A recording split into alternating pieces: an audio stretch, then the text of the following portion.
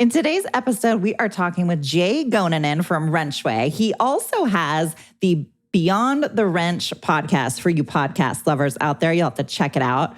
We are talking with him because he spoke at the Southeast Collision Conference about retaining and recruiting technicians. It's something we haven't talked about on this podcast for a minute, and the things that he brings to the table that he spoke about in his session are awesome. A couple of challenges he throws down for you guys that I am on board with. Check it out.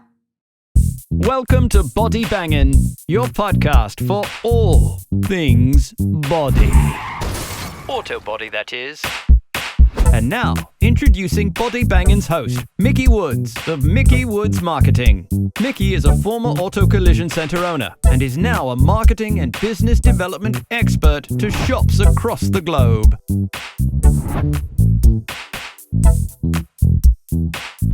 Hello, everybody, and welcome back to today's episode of the Body Bangin' Podcast, where we are at the Southeast Collision Conference. Well, we're actually not there anymore, but we are talking with the different presenters from the Southeast Collision Conference. And this whole series has been sponsored by and brought to you by Lombard Equipment. This is an amazing equipment company. They have 5 stars on Google. It is so hard to get 5 stars on Google and not have anybody say something bad, but these guys are doing it. They're great. And when you work with them, you know why. Really. Search stuff online, find equipment stuff online, and then call these guys if you have any questions. They don't have to be your go-to guy if you're not in their area, but talk to them. They're such good people. Love them. They've become good friends after all these years. And it's just because they are good people. They're not just serving our industry. They're actually being good humans, which love that. Anyway, so we're going to kick it off today with my buddy, Jay Goninen. Did I do it? You're in the ballpark. Yes, I love it. It's a tough one. I give everybody complete mercy for having to try and say our last name. So totally good. Okay, good. See, I was feeling a little pressure there, but I did it. So thank you, folks. Bravo. The crowd goes wild. Anyway, Jay, he does a couple of things. So he's the co-founder and president of Wrenchway. And if you guys don't know Wrenchway, we're going to talk a little bit about it. But he also has a podcast. And I couldn't figure out, I'm like, why do I know this name? Because he has this awesome podcast called Beyond the Wrench. And they're on YouTube, but they're also on Apple Podcasts and I'm sure all of the audio platforms. So if you're looking for another good podcast and want to fill up your cup with all things collision, go check that one out. So Jay, welcome. Thank you so much for having me. We were talking before the show, and I was mentioning how big of a fan I am of you and everything that you do for the industry, and it's an absolute pleasure to join you here today. Oh, thank you so much. It's always fun also to have another podcaster because we're both on this like dorky mic. You're official with your headphones.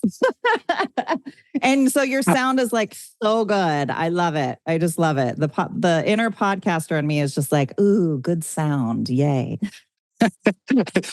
You know how hard it is to get that right. A lot of times it's one of those things that you almost take for granted until it doesn't sound right. And then it screws everything up once you go into doing an episode. So I try to be good about it. Sometimes I let it slip, and then you have an episode that goes out where you're like, that audio was terrible. And I probably wouldn't listen to that if I was the one listening. So I've tried to get better at that over the years. Yes, it's definitely important for sure. Now, Jay talked at the Southeast Collision Conference. And for those of you guys that don't know, we are launching a new episode of speakers from the Southeast Collision Conference, one a day, every business day for the next couple of weeks. So if you're listening to this one, you can go back some episodes, you can go forward some episodes, and it's all short, quick episodes talking about what they spoke about in their session. Because there are also people that went to the Southeast Collision Conference, for example, the day you spoke, Jay, and there were 2 classes going at the same time. So if they weren't able to hear yours, this is going to give them an opportunity, whether they were in person or not. So just real quick, Jay's topic was navigating the challenges of recruiting and retaining technicians. So first and foremost, Wrenchway is a company that helps, and I know some, and you can elaborate a little bit, on helping shops find technicians, and which is like such a beautiful thing. And I especially like a year ago when it was really tough. And now we see people starting to lay off because things are getting slow. So I'm sure it's like this ever evolving thing for you guys. It really is. I think going back to, I'll go back to 2020, and we had that little thing called COVID, which I'm sure everybody is aware of. And yes, during that time, there were a lot of layoffs because especially the bigger companies, were really, really scared of what was coming and trying to manage their risk going into that. And I had actually put a video out on LinkedIn at that point and kind of said to everybody, just listen, this isn't good, but there is light at the end of the tunnel. We'll eventually get back to normal. And I think that was in April or May of 2020. And so I had kind of quoted Warren Buffett at that time, and his famous quote that I'm going to botch, but basically it's, if everybody's running one way, you should be running the other. And that was kind of my message going through that was, how many times are you going to have a bunch of really good talent that is being mistreated through this become readily available? And if you can somehow be able to afford bringing somebody on, even when it seems really, really scary, you might put yourself in a better position rather than kind of sitting on your hands, letting people go, or really not treating them right through a time of real uncertainty. I think you did see that kind of play out. And I think there's some level of that right now. Right now, we're in an election year. There's a lot of economic uncertainty, a lot of nerves out there in terms of what's going to happen. But I do think the more you can stay in that proactive position, the more chance that you'll have of just landing some really, really good talent. And I think if you can try to get through to more of a positive outlook on it, then I think you're probably going to have a more successful business at the end of the day. Yeah, absolutely. It's interesting to think back. I mean, things have changed so much just in the last few years of laying massive layoffs during COVID, then to the point where you can't find anybody because all the shops are so busy. And now we're starting to see, reflective of what you were saying, where we see shops laying off because the business is just not there to sustain these additional employees. So now this technician pool, really the job pool in general, is now starting to fill back up again, which is interesting because we get stuck in general. I think as people, we get stuck in the place that we're in, not thinking, what if it shifts? It's like, I'll deal with that when it happens. And yet now we're starting to have this shift. So I think for a lot of segments of the market, there still really is a technician shortage in their mind. They're really having a hard time finding good quality people. And I know that you spoke a little bit about that. Can you dive into some of the hot things that you spoke about in your session about that? Yeah. And I think it first and foremost starts with just understanding who you are as a business and where you stand. There might be a time where, listen, we can't take a technician on right now because business is slowed and we can't afford to bring them on. And that's perfectly fine. I think it's being able to understand what side of that you're on. If it's that you need more business, then you need to go find more business to keep your current technicians employed and happy. So I do think it first and foremost stems to where do you stand at as a business? Now, what we talked a lot about in the session was truly we started with how to understand technicians and what they want. I think a big piece of our issue and why we had the shortage in the first place was that there was a long time where we just ignored listening to technicians and really anybody in a shop, right? It was kind of the way I grew up was shut up, go in the back of the shop and work and do your job and don't say anything, right?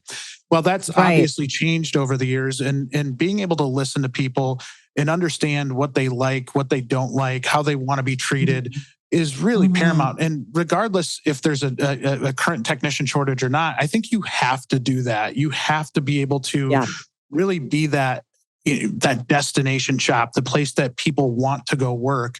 And so a lot of our presentation was talking about that. Now, I think as I kind of think back to the actual presentation itself, we did want to kind of really center on proactive ways to change your luck in recruiting, in retention. And one of those things that I think right off the bat that is really, really important is simply just to make it a priority. And I say this all the time, but we as businesses often say that people are our number one priority, yet they're number 100 on our to-do list, right? We get busy in right.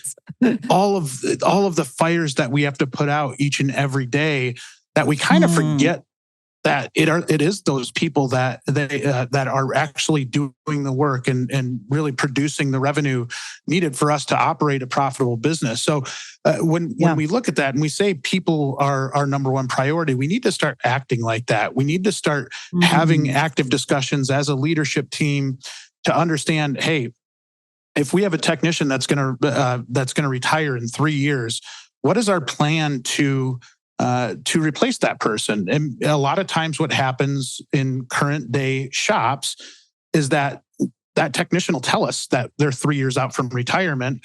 And then we'll wait for 2 years, 355 days before we actually do anything. Right. And so I think it's being proactive. It's having communication amongst your leadership team, understanding that if there's a technician in the shop that maybe isn't living up to the expectations that you have for them, that maybe you either need to find a different position for them within the shop or you need to exit them and really be able to have that communication strategy with them to truly understand what's going on.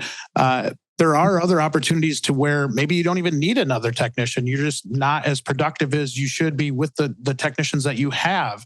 And so all of it is really I think, a lack of communication. I don't think we as shops do a good enough job having that internal communication.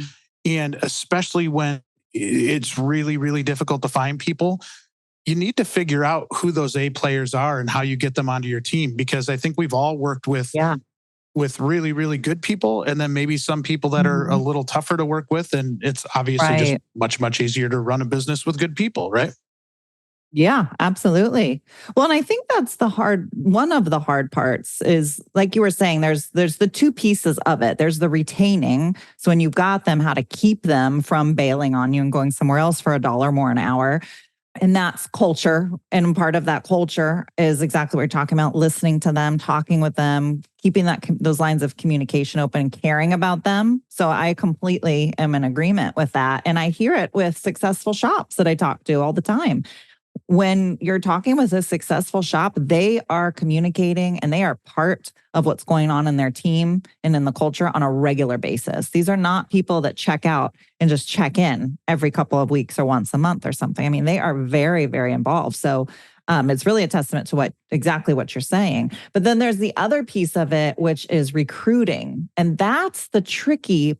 It's not trickier. I think they're both difficult in their own ways, but I think it's hard for people because they don't know what to do, where to go. The typical, I'm just going to poach them. That's kind of what everybody goes to. Well, just tell them I'll pay them more to come over here. I mean, that's just kind of the standard recruiting technique, right? So what were your recommendations when talking about recruiting? I think first and foremost, we want to understand the technician population. And the way that we see it is that there's about 75% of the technician population that is pretty happy with where they're at, but would be open listening to other opportunities. Now, on the other side of that, there are about 20% of technicians out there that are really, really happy with their current employer and are being treated really, really well. And if they're good technically right now, there's a pretty good chance that their current employer is bending over backwards to make sure that they're happy. And then there's the 5% that's kind of constantly looking, right? They're constantly looking at job boards and trying to make that jump. So what we really want to focus on is that 75% that really are content with their current job. They're getting probably paid pretty well. They're getting treated okay. And they don't really have a whole lot of reason to look, especially nowadays when they have recruiters trying to get in touch with them or competing shops at some level. And so being able to stand out to that type of person, I think is really, really important. And the way we do that a lot of times is with employer branding, being able to tell your story, being able to share why you're different than any other shop that's around. I didn't do this exercise in this session. I think I talked about it, but one of the things that I always mention is that I like to do this exercise where I'll say, okay, how many of you offer health insurance in the room? And you'll get the majority of people to raise their hands. And I just kind of go through maybe a list of 5 or 6, maybe 7 of the top benefits that most businesses would offer. And as I go around the room, I ask them to raise their hand. And I always end with free uniforms. And I say, okay, how many of you offer free uniforms? And kind of everybody raises their hand. And so I have them look around at each other and say, look, you're not that much different. And you wonder why people will only make the move for money. Well, you're not giving them any reason to come work for you other than that, right? If there's nothing else distinguishing you as different, then why would they pick up their toolbox and come to work for you? So what I love is when businesses will take the time to really tell their story and tell the stories of the people in the shop. So often we say in our job descriptions and our job advertisements that, it's the people that make us different. We have great management. Okay, well, who are those managers? We have a great family atmosphere. Okay, that's great. Everybody says they have a great family atmosphere. How can I tell? So I'm a big fan of using photos and videos on either social media. Through Wrenchway, we have something called Shop Talk where you can kind of share a lot of that type of content, but really focusing on content that's not saying we're hiring, but more telling your story. And I think it really resonates well with customers. I think it resonates well with those skilled labor people out there that are possibly looking. It's maybe coming at it in a different way that isn't a get rich quick type of scenario, right? And I think that's what happens to a lot of our industry is that we wait until the very last minute, until our back is against the wall. We're desperate to get work out the door. We post an ad on Indeed, become disappointed when we don't get the people that we're looking for overnight. And then we start asking around, hey, do you happen to know anybody you could refer? And then it just kind of the same scenario over and over again. And so for me, I think so much of it is being proactive. I talked about the importance of communication amongst a leadership group. That's another piece is being able to understand what makes you different or why are you different. If it's the people, how are you showing off the people that are different, right? So it's so much more about employer branding than it is just putting a job ad out. Yeah. I think that's really important. I mean, that's like marketing 101 is like, if you're just selling, we're not connecting with anybody emotionally. And if you think about it, at a job, you spend more time in a job than you do typically at home with your family during the week. So like being there, what kind of emotions am I going to feel when I'm there? What does this look like for my person as a whole emotionally, not just how many hours am I putting in? I mean, the job's going to be what the job is, right? Like that's not really much of a differentiator. So, if I'm an A-Tech, I'm going to be, that set of skills going to be the same no matter what job I go to. So how's this position going to make me feel? But like you said, the other components, if everybody else is doing the same thing, big frickin' whoop. But and I love that example. And I do that actually when I speak with shops about their marketing strategy. It's a little different. But what you think is so special, if it's standard, it's not so special. But oftentimes in our minds, we think, wow, look at me. I'm doing all the things. You're like, okay, so you're doing status quo. Just so you know, like that doesn't make you special because you're doing what everybody else does. I love that. I love the idea. And so do you think when you're suggesting, and I know we could talk for a while on this and I don't want to take too much of your time, but how much do you think, like if somebody were to go to Indeed or go to a job posting board, do you think they're looking up that business on social media? Like, how do you think prospective employees are ending up on social media to find those posts? Or are you recommending they're doing like Facebook ads? What have you guys found is the normal pathway for something like that?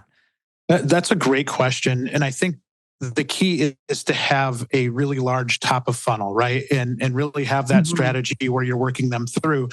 I think statistically it's shown that if they see your ad on Indeed or even at Wrenchway or wherever it might be, that they are still going to your website to do their research on you. And so what I would say is the job ad is more about the awareness and getting people aware of who you are. And then hopefully you're able to draw them in with some of the other content that you're doing. But you really need to spend some time on that side. And so many websites we go to, their careers page is awful, like just terrible. And that was one of the things I said in the presentation is I would encourage all of you to go try to apply to your own job, regardless of where it's at, because a lot of times you have blind spots that you're not aware of until you actually go through the process of trying to apply for your job, right? So if you go to a lot of websites for shops, you'll see that they either have a really, really simple like Google form type of page, or they all the way down to like, if you want a job here, call this number. And you're like, you're not going to get anybody that way. Nobody's going to do that anymore. Right. So I think it's again, like if you could tie that back, I'm a huge fan of having a monthly staffing meeting. And so if you can have a monthly staffing meeting where you're going through that type of stuff, so often you hear in business that you need to work on your business, not in your business. This is very much a work on your business type of thing that can get put by the wayside. But how you're negatively impacting your hiring process and your ability to stand out to people is huge. And that is a lot of times what puts people behind the eight ball, is because you haven't given the time and effort up front to something that it should be pretty pressing. Yeah. Well, and something to be said there, depending on how your website is built, because we build websites, I say this with knowledge, is I know for WordPress websites specifically, if your shop already going through the trouble of creating social media content, highlighting birthdays and shop lunches and holiday parties and all that kind of stuff, local nonprofits that you support, those types of things, you can actually have a plugin on your website and it'll feed those posts directly to your website. So you don't have to be constantly updating. This doesn't need to be like a big job that needs to be done. You can actually create the plugin, drop the code, and it'll just plug everything in. And anytime there's a new post that pops up, I mean, this, like what you're saying, it may sound like, oh gosh, something else I got to do. No, but it's not that difficult. It doesn't take that much time, but I think I agree with you that it can be a really big game changer, especially as I think opportunities are going to continue to grow where people are looking to move.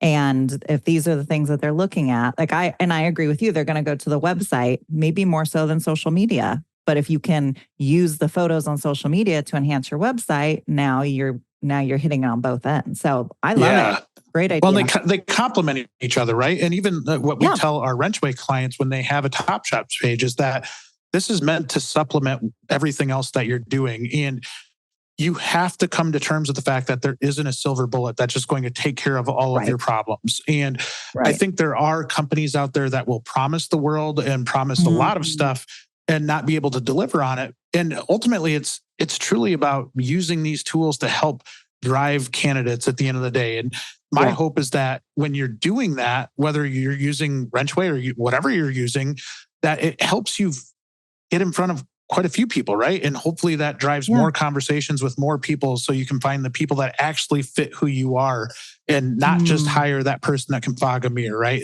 Actually spend some time and find the person that fits culturally with your company. Yes. Well, especially like you're saying, most shops are in a panic. By the time they get to the hiring part of it, it's like, we just got to get somebody in. We just need a butt and a seat. We'll just take them. We'll deal with it because we just need somebody in here. And it's like, oh boy, good luck. And it never ends up well, right? Like you'll get the occasional one where they make a panic hire and it works out. But a lot of times you end up hiring somebody that truly is a cancer to your shop environment and to your culture. And I don't think people truly understand the impact that a bad hire makes. It can set you back for a long time because then you've got to figure out what you're going to do with that person. And you made more of an emotional hire than you did a logic hire, right? Like somebody that logically is going to come in and help improve your business. Absolutely. Yeah. And what a waste of time, and time is money. It's because, you had to take the time to onboard them and do, I'm with you. Well, this has been awesome. I'm sure being in your session was really cool. I'm sure a lot of people had some great takeaways. I'm sure everybody had great takeaways. And I'm going to put a link to Wrenchway because, like Jay had mentioned briefly, you can post ads for I think it's, correct me if I'm wrong, but you can post an ad if you're hiring and then also if you're looking for a job as well, right? Yeah, we kind of have both sides. Our top shops pages are really meant for technicians to be able to do their due diligence on a shop, be able to do some research and understand if a shop checks the boxes that they're looking for. On the other side of that, we do have something called reverse job posting, where technicians can basically go out and fill out. It's almost like a dating app for a technician, right? They don't say their name or where they work, but they put the relevant details in there. And the intent behind that is to start a conversation, right? To be able to talk with shops in hopes that they can progress the conversation. And I think so many in our industry ask for marriage on the first date, right? And I think the more that you could actually take your time, make sure that you're a good fit for each other, the more likely that not only that person, that technician is going to stay in your shop, but they're going to stay in the industry because we have a lot of issue with that side too. True. Very good point. Well, thank you, Jay, for coming on. This was super fun. It's, like I said, always nice to talk to another podcaster, and love the topic too, because I haven't talked about this for a while. I've done episodes about it before, and it's nice to bring this back up, especially as the landscape is shifting again. So I really appreciate your time today to kind of get into this and put some of these things back on people's radar that for so long they were taking for granted. Thank you so much for having me. An absolute pleasure to be on with you, and appreciate you asking. Yes, absolutely. Well, for those of you guys listening, make sure you hit that subscribe.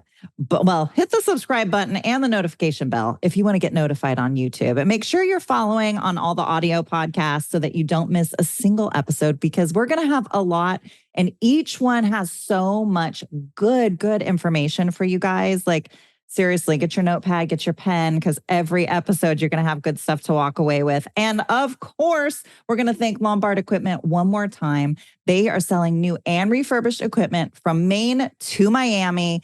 And of course, they got 5 stars, but they also answer the phone when you call them. So if you need any help, you actually talk to a live person. Imagine that, Jay. It's a beautiful thing, right? It's a beautiful thing. It really is. All right, folks, we will see you next time on the Body Banging Podcast. Bye. If you enjoyed today's show, make sure you hit the subscribe button. We have some incredible topics and guests coming your way you will not want to miss. If you are watching on YouTube and don't want to miss the latest and greatest, you'll want to hit the bell after subscribing, so you will get a pop-up each time a video podcast goes live. To our devoted fans, would you mind paying it forward and sharing this little gem with someone else you think may benefit from it? Much love from all of us here at Body Bangin', all things auto body.